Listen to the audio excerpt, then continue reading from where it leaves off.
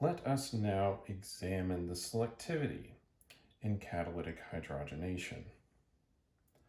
So one thing that you may notice when you're performing a catalytic hydrogenation is that sometimes not every bond inside of a molecule that could theoretically react will react. So here we have an example of limonene, which can be found in orange and lemon peels, typically. And it smells quite pleasant. And sometimes it gets used in products like Goo Gone or other degreasers or other cleaning products because it smells like oranges. That's pleasant. And it also is a non-polar solvent, so it can really clean things up. Anyway, all of those side things, we can put that aside and just look at what will happen.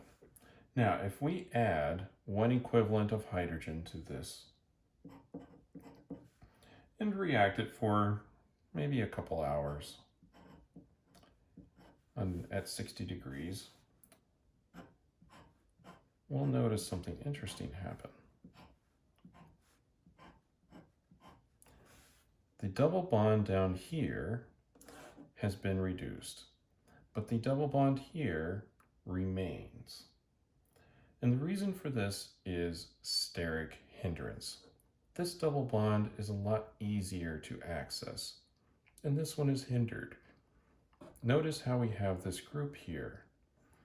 That is going to help prevent it from interacting with our catalyst.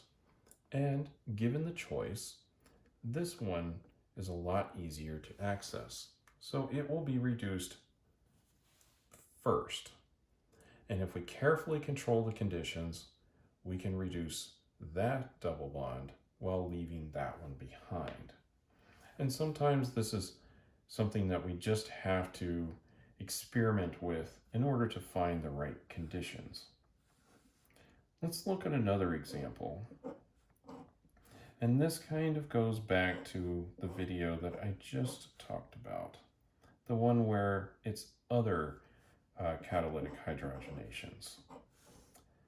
So if we notice here, we have a ketone and we have an alkene. Now ketones are a little harder to reduce than an alkene.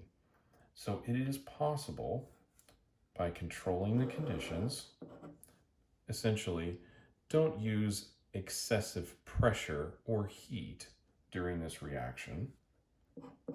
So just run this at 1 bar, which is actually convenient. You can just add a balloon of hydrogen and perform this reduction. And this will leave the ketone alone. Now, only aldehydes are reduced at atmospheric pressures and lower temperatures. So, while aldehydes will also be reduced, if there are other ketones or cyanos, like nitrile groups, or amides in the somewhere else on the molecule, those will be unaffected as long as you perform these at mild conditions. That is, lower pressures and lower temperatures. So, just remember that aldehydes are not safe, but other groups are.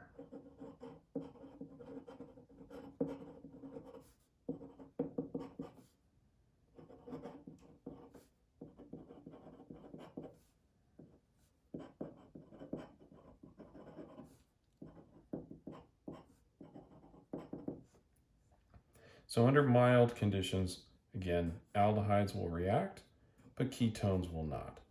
You have to increase the pressure and temperature to get the ketones to be reduced. And so we have a little bit of control over that. So this is a little about selectivity in catalytic hydrogenation. A couple of things that we've talked about. steric hindrance of the double bond, and then also the ease of the reduction. So aldehydes will react under mild conditions, ketones, nitriles, and amides will not.